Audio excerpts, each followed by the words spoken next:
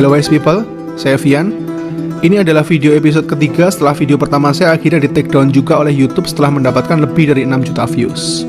Dan sebagai informasi, hasil AdSense dari video kedua saya telah didonasikan seluruhnya di video berikut ini. Melalui video ini, kita akan sama-sama menuju ke tatanan baru umat manusia yang dimulai pada bulan Juni 2020 ini. Seberapa mengerikan situasi dunia baru yang akan kita hadapi selanjutnya? Pastikan tonton video ini sampai tuntas jika kalian benar-benar ingin tahu bagaimana cara menjalani era new normal ini sebagai the new human. Karena di akhir video, kamu akan mendapatkan paradigma baru sebagai manusia yang baru. Tanpa kita sadari, pandemi ini sudah merusak 3 hal terpenting dalam diri manusia. Yang pertama adalah tubuh. Hingga video ini dibuat, sudah terdapat 26.000 kasus. Angka itu adalah angka tertinggi kedua untuk kawasan Asia Tenggara jika dibandingkan dengan negara-negara tetangga kita seperti Malaysia maupun Thailand. Bahkan Vietnam yang belakangan menunjukkan grafis yang sudah mulai negatif. Sangat bertolak belakang dengan kita yang justru semakin meningkat khususnya di masa-masa lebaran. Sedangkan nampaknya rakyat kita seakan-akan semakin tidak peduli dengan pandemi ini yang pada akhirnya diikuti juga oleh para tenaga medis yang mulai putus asa. Pada masa-masa awal pandemi, sebagian besar masyarakat kita masih mengkhawatirkan mengenai kondisi kesehatannya. Namun seiring berjalannya waktu, kini masyarakat lebih mengkhawatirkan kondisi perekonomian dibanding kesehatannya.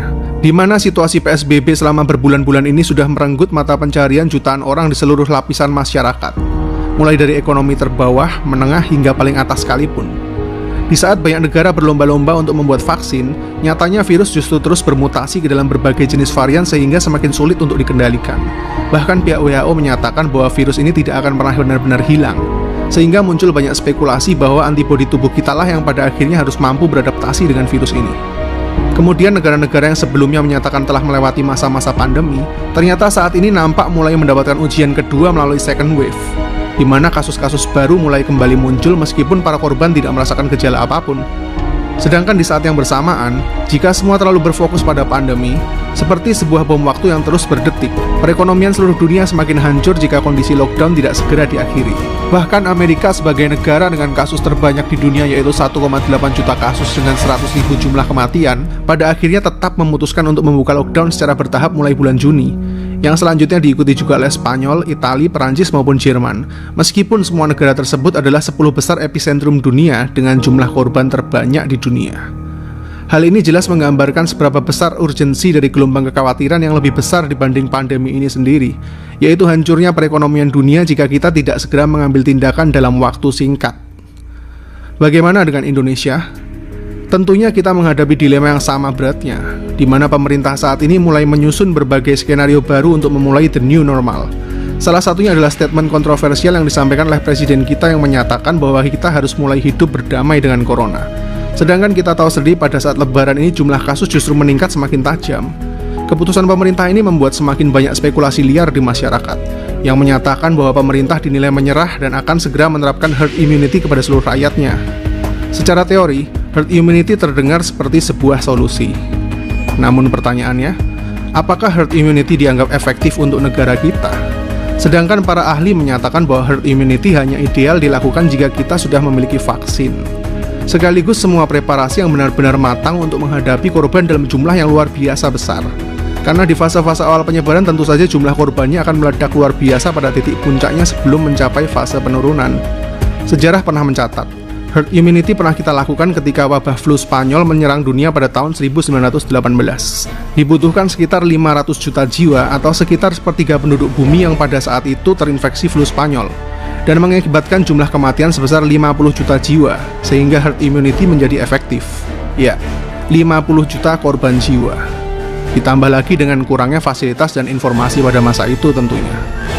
Jadi jika kita simulasikan perhitungan ini dengan diterapkannya herd immunity, maka dibutuhkan sekitar 50-70% populasi dari negara kita yang terjangkit dan sembuh untuk mendapatkan kekebalan alami. Dengan proyeksi jumlah penduduk Indonesia sebesar 270 juta jiwa, artinya Indonesia perlu membuat 182 juta jiwa terinfeksi untuk membentuk sebuah herd immunity. Berdasarkan data dari BPS, jumlah penduduk lansia di Indonesia adalah 10%. Dengan asumsi kaum lansia perlu mendapatkan penanganan khusus, artinya terdapat sekitar 18 juta jiwa yang sangat beresiko menjadi korban jiwa. Belum lagi ditambahkan berbagai kelompok yang rentan karena penyakit bawaan seperti hipertensi, diabetes, atau kanker. yang jika dihitung berdasarkan persentase kematian COVID-19 di Indonesia, yaitu 8,9%, maka artinya Indonesia bisa kehilangan sekitar 16 juta jiwa jika menerapkan herd immunity. Sangat mengerikan, bukan? Apakah negara kita siap menghadapi kegilaan ini? Pandemi ini sudah jelas menghancurkan tubuh kita sebagai manusia yang utuh. Selanjutnya di tahap kedua, kengerian epidemi ini juga sudah menghancurkan pikiran kita, yaitu karena banyaknya false information sampai konspirasi yang beredar di sekitar kita belakangan ini.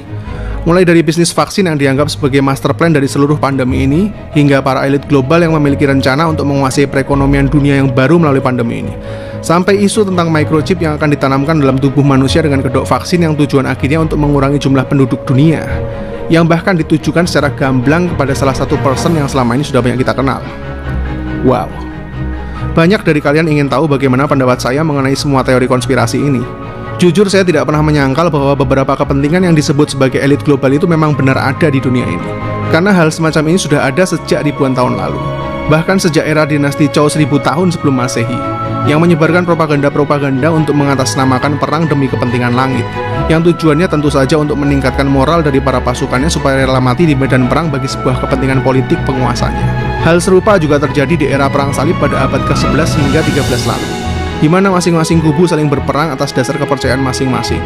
Memang banyak yang berperang demi kebenaran, tapi tidak sedikit juga terdapat banyak kepentingan terselubung di dalamnya. Mulai dari rakyat kecil yang hanya ingin menunjukkan eksistensi diri di tengah masyarakat, kepentingan bisnis dari para pedagang, hingga kepentingan politis dari para penguasa, yang sebenarnya hal-hal semacam ini masih terus berlangsung hingga saat ini. Mulai dari lingkup yang terkecil seperti influencer, yang semakin ketagihan menggoreng isu mengenai konspirasi hanya demi duit dan popularitas. Begitu juga dengan berbagai jenis media, yang karena core-nya sejak awal adalah bisnis, maka bagi mereka traffic adalah segalanya. Bahkan banyak juga dimanfaatkan oleh para oknum-oknum pejabat negara untuk kepentingan politik. Katakan elit global itu runtuh. Apa kamu yakin selanjutnya dunia ini akan hidup dalam damai tanpa perang dan musibah? Atau justru digantikan dengan elit global dengan versi yang baru saja? Tidak ada hal yang baru di dunia ini. Pemegang peradaban tertinggi akan selalu memegang kekuasaan tertinggi di dunia, tanpa peduli apapun ras, negara maupun ideologinya. Karena nafsu dan keserakahan sudah menjadi tabiat seluruh manusia. Tabiat yang bahkan ada sejak zaman Nabi Adam sekalipun. Tidak ada hal yang benar-benar baru dari semua teori konspirasi yang kalian percayai. Dahulu ada, sekarang ada, bahkan hingga masa depan nanti akan tetap ada selama kepentingan manusia yang bekerja di dalamnya. Mungkin ada teori konspirasi yang benar, tapi meski begitu, bukan berarti seluruh informasi dari teori konspirasi itu selalu bisa dipertanggungjawabkan kebenarannya. Itulah sebabnya kenapa disebut teori konspirasi. Karena di dalamnya terdapat berbagai macam cocok logi mengenai data dan asumsi berbagai macam orang dengan berbagai macam jenis kepentingan mereka masing-masing. Entah propaganda ideologi, kepentingan politik, bahkan hanya untuk sekedar uang dan popularitas.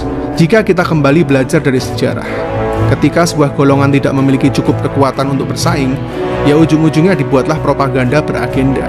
Bisa jadi ini semacam konspirasi dari pembuat teori konspirasi.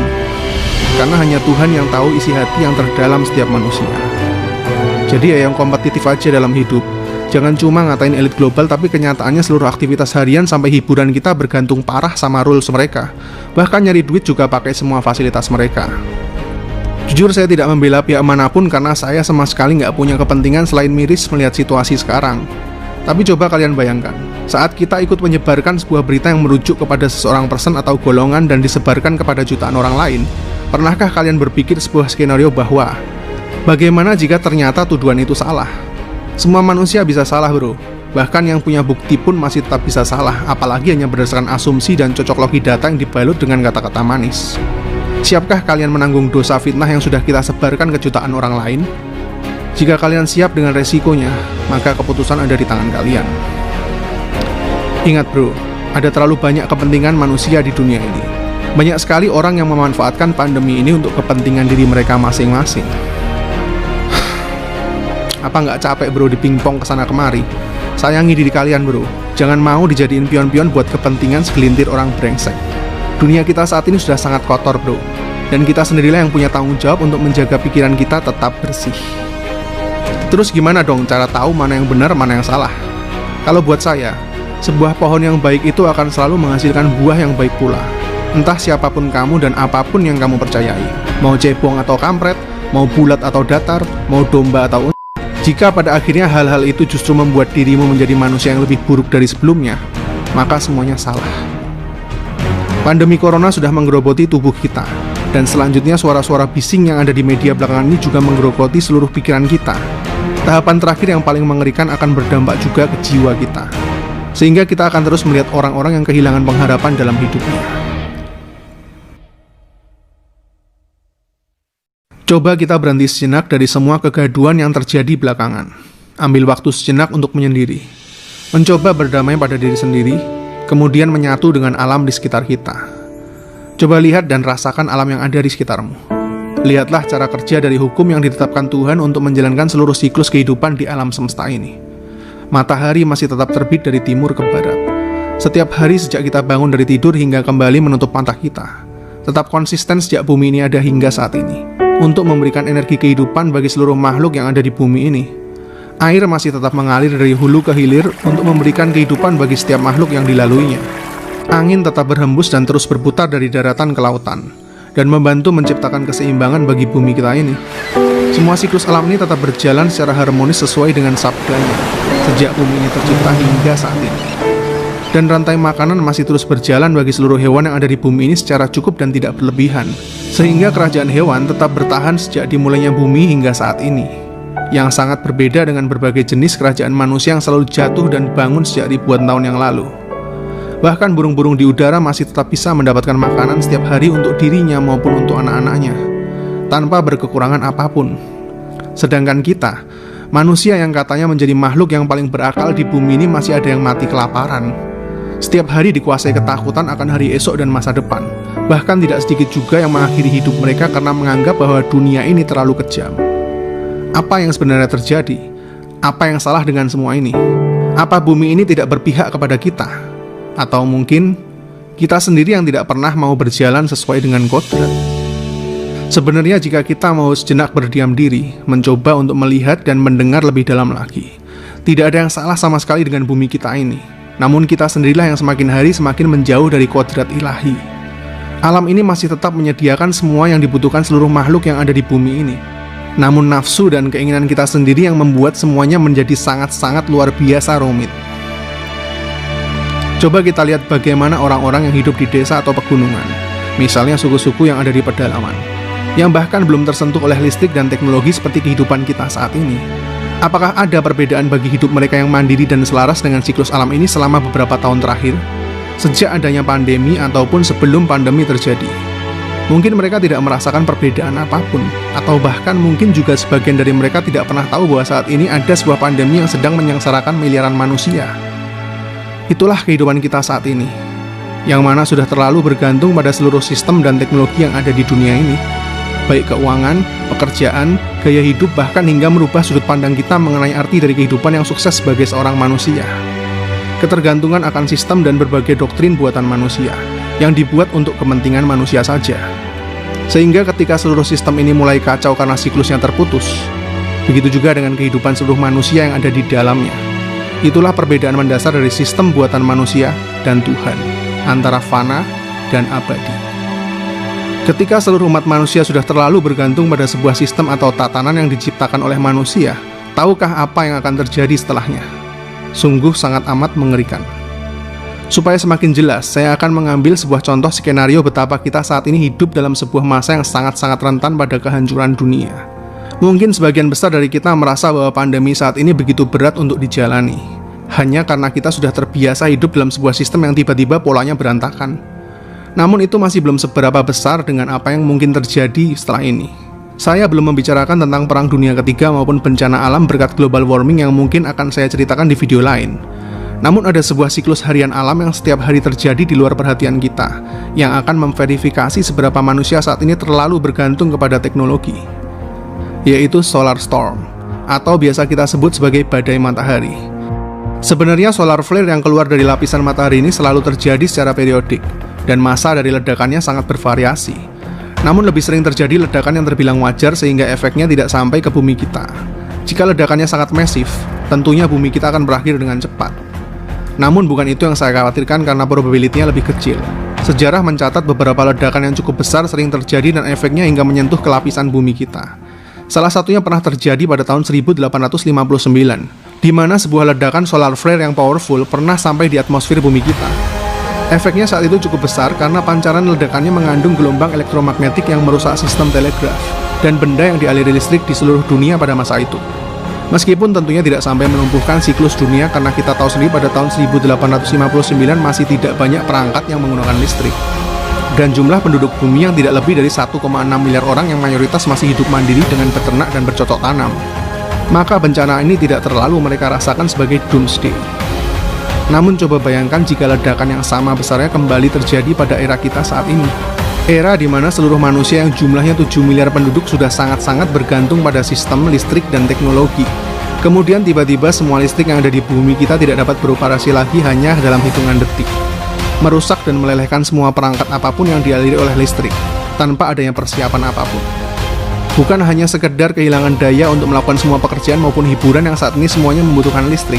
Namun dengan kualitas sumber daya manusia yang bisa saya bilang dalam tanda kutip di generasi kita ini sangat-sangat lemah karena seluruh ketergantungan kita, saya rasa tidak akan butuh waktu lama sebelum terjadi chaos dan kelaparan di seluruh bumi. Yang ironisnya sebagian besar dari kita sudah tidak bisa lagi hidup mandiri dengan bercocok tanam maupun beternak apalagi berburu. Karena hal-hal itu semakin lama semakin terdengar asing bagi manusia modern yang hidupnya sudah terlalu dikontrol oleh sistem dan teknologi. Kalau di era kita saat ini aja udah seperti itu, apalagi anak cucu kita nanti ya. Tanpa listrik, otomatis peradaban kita kembali ke zaman batu. Bisa jadi seluruh sistem dan database digital dunia ini seakan kembali direset. Status semua orang tiba-tiba menjadi sama rata. Namun yang paling mengerikan adalah makanan. Sebagian besar dari kita sudah terbiasa dengan budaya membeli berbagai makanan cepat saji, bahan makanan segar maupun kemasan dari pasar atau supermarket. Berbagai makanan segar tadi didistribusikan dengan es maupun freezer yang membutuhkan listrik supaya tidak busuk selama pendistribusian. Di peternakan hingga pabrik pemotongan daging maupun makanan kemasan juga memerlukan listrik untuk memproduksi massal pasokan makanan dalam jumlah besar yang setiap hari dibutuhkan oleh miliaran orang di seluruh dunia.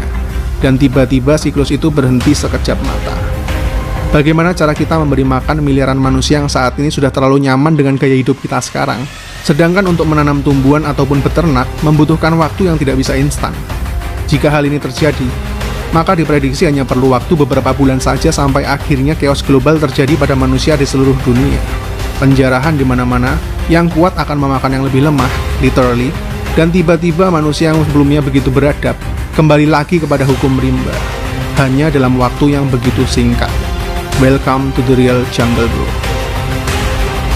Dan ironisnya, semua ini terjadi hanya karena sebuah solar flare harian yang sangat kecil bagi semesta ini, yang punya kapasitas daya ledak sedikit lebih besar dari biasanya. And just like that, manusia masih mau sombong? Jika ada di antara kita yang berkata hal ini mustahil terjadi, begitu juga dengan keadaan kita sebelum pandemi ini muncul di awal tahun 2020. Siapa yang memperkirakan hal ini akan menjadi begitu besar seperti sekarang? Kita hanya salah satu makhluk yang hidup dalam siklus alam semesta ini. Tidak sepatutnya kita merasa pintar dan sombong sama sekali, karena kita hanyalah butiran debu bagi alam semesta ini. Jika memang pada saat ini kita harus dipaksa memulai kembali ke kehidupan kita lagi sebagai the new normal, mungkin ini adalah saat yang tepat bagi kita semua untuk sekaligus menjadi the new human, yang lebih sesuai dan kembali ke kaidah yang telah ditetapkan Tuhan. Sebenarnya ini adalah kesempatan kita untuk berubah menjadi manusia yang lebih baik dari sebelumnya, because right now, there is no comfort zone for all of us. Jadi apa artinya berdamai dengan corona? Saya ingat pernah menonton sebuah film berjudul Life of Pi, di mana seorang pemuda harus berada di sebuah sekoci bersama dengan seekor macan karena kapal induknya tenggelam bersama seluruh keluarganya, setelah disapu oleh sebuah badai di tengah samudra. Coba bayangkan, bertahan hidup di luasnya samudra sendirian saja sudah sangat sulit, apalagi harus hidup dengan seekor macan yang kelaparan di dalam sekoci yang sama. Kondisi kita saat ini pada dasarnya mirip dengan situasi dari pemuda dalam film ini. Mungkin awalnya kita akan begitu sulit menerima kenyataan yang mengerikan seperti itu. Tapi jika kita memang sudah berada di situasi itu, kita tetap harus bertahan dan beradaptasi, bukan? Toh marah atau menangis juga tidak akan pernah merubah realita yang sedang terjadi. Seiring dengan berjalannya waktu, macan kelaparan yang awalnya dianggap sebagai musuh, tanpa disadari oleh pemuda itu justru akhirnya menjadi sebuah cambuk dan motivasi bagi dirinya untuk keluar dari comfort zone-nya dan berupaya terus survive supaya tidak menjadi makanan sang macan. Dan habit itu justru membuatnya menjadi seorang manusia yang jauh lebih hebat dan adaptif baik secara skill maupun mental. Karena keberadaan macan itu membuatnya terus ada di luar zona nyamannya. sekaligus terus memaksanya untuk menjadi sosok yang lebih hebat setiap harinya.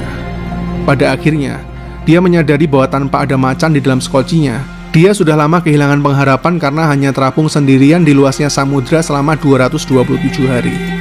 Pemuda ini menjadi yakin tanpa adanya macan ini sebagai sebuah cambuk yang memotivasinya untuk tetap tangguh. Mungkin dia sudah lama bunuh diri dalam keputusasaan karena sendiri di tengah samudra. Begitu juga dengan pandemi ini, yang mungkin saja akan berada di antara kita selama puluhan atau bahkan mungkin ratusan hari ke depan. Tapi, dengan adanya pandemi ini, kita dipaksa untuk lebih memperhatikan kesehatan tubuh kita demi meningkatkan imunitas, menjaga kebersihan, belajar banyak mengenai pola hidup sehat, kembali berolahraga, dan bersyukur atas kesehatan yang kita miliki saat ini. Sebelum ada pandemi, mungkin sebagian besar dari kita tidak peduli dan masa bodoh dengan semua itu. Dengan adanya pandemi ini, kita dipaksa untuk lebih adaptif dalam berpikir, lebih banyak mempelajari skill-skill baru supaya bisa tetap kompetitif dan terus berkembang sebagai manusia. Karena kita menyadari bahwa hidup ini terus berputar seperti sebuah roda. Pada saat kita berhenti mengayuh roda sepeda itu, maka kita akan kehilangan momentum dan jatuh. Dengan adanya pandemi ini, kita kembali disadarkan mengenai humanity yang sering kita lupakan, untuk peduli pada orang-orang di sekitar kita. Bahkan kita diberikan kesempatan untuk menjalankan amal ibadah yang sesuai dengan hakikat kita, yaitu berguna bagi sesama, jika memang kamu ambil kesempatan ini tentunya. Dengan adanya pandemi ini, kita sama-sama kembali diingatkan betapa fana dan rapuhnya peradaban yang dibangun oleh manusia. Hanya karena sebuah makhluk kecil yang tak terlihat saja seluruh bumi ini sudah terguncang.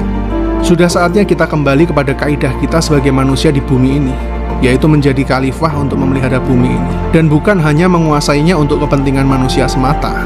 Dengan adanya pandemi ini, bahkan salah satu lubang ozon terbesar yang ada di dunia saat ini sudah sepenuhnya menutup karena lockdown berbulan-bulan dari banyak negara di dunia. Setidaknya pandemi ini memaksa kita untuk berhenti sejenak dari nafsu kita yang tidak bisa dikendalikan untuk mengirim dunia ini kepada kiamat versi global warming yang seharusnya terjadi beberapa dekade lagi, yang dibuktikan dengan ketidakseimbangan iklim dan bencana alam yang terus terjadi beberapa tahun belakangan. Pandemi ini juga mengajarkan kita supaya tidak menjadi budak uang dan pekerjaan. Kita bisa lihat sendiri kondisi saat ini. Semua kalangan, baik miskin maupun kaya, seakan-akan dikembalikan pada hakikat bahwa semua pencapaian kita selama ini tidak ada artinya sama sekali untuk melawan virus ini, meski sekuat dan sekaya apapun kita.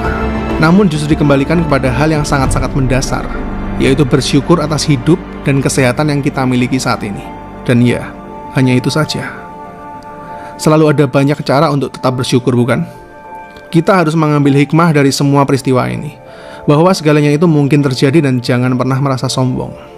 Dan ini saatnya kita kembali menghargai lagi hakikat dari alam ini, yang mungkin bisa dimulai dengan hal-hal sederhana seperti mulai belajar lagi bercocok tanam di halaman rumahmu, menghargai seluruh binatang dan tumbuhan, tidak mengotori ekosistem, mengenal bagaimana seluruh siklus alam ini bekerja, supaya suatu hari nanti kita juga bisa mengajarkan kepada anak cucu kita bahwa seluruh ciptaan manusia itu teramat sangat fana untuk dijadikan tempat berpijak. Karena hanya alam inilah satu-satunya tempat berlindung bagi seluruh umat manusia ketika semua yang dibangun oleh manusia musnah. Kita akan manfaatkan pandemi ini sebagai titik balik hidup kita yang sebelumnya begitu disamarkan oleh berbagai nafsu dan keinginan dunia, untuk menjadi the new human yang kembali selaras dengan hakikat sejati manusia yang sesuai dengan rancangan ilahi. Karena dalam dunia ini hanya ada dua jenis kepentingan, manusia dan Tuhan. Pilihanmu menentukan arti dari seluruh hidupmu. Lewatilah masa ini dengan cara yang terhormat sebagai manusia yang baru. Saya Vian, see you in the next videos.